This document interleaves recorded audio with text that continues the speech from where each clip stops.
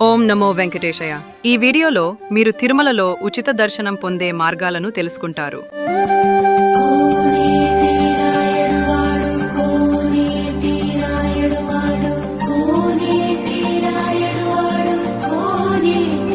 శ్రీ వెంకటేశ్వర స్వామివారి ఆశీస్సులు మీకు ఎల్లప్పుడూ ఉండాలని ప్రార్థిస్తున్నాం.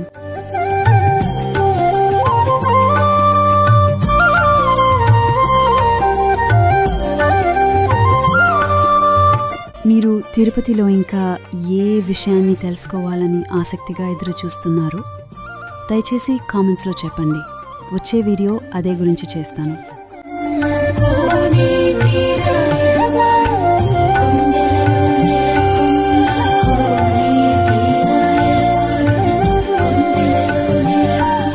వృద్ధులకు, చిన్నపిల్లలకు మరియు 1 సంవత్సరంలోపు బాబులు మరియు వారి తల్లిదండ్రులకు సుపథం గేట్ ద్వారా ప్రత్యేక దర్శనం అవకాశం ఉంటుంది.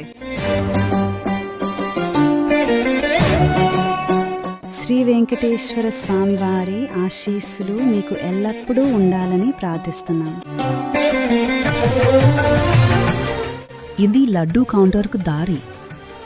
దర్శనానంతరం ఈ దారిలో లడ్డూ ప్రసాదం తీసుకోవచ్చు.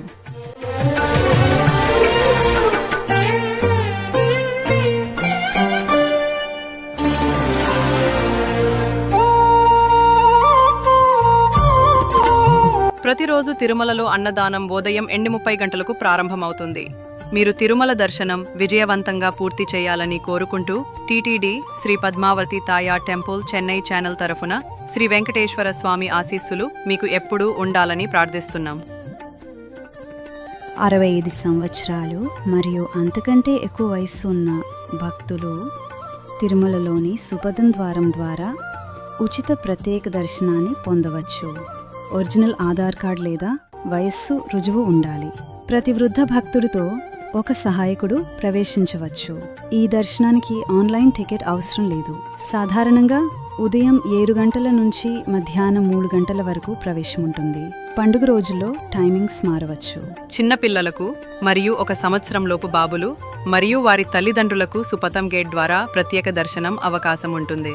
ఆధార్ కార్డ్ లేదా పుట్టిన తేదీ గుర్తింపు ఉండాలి.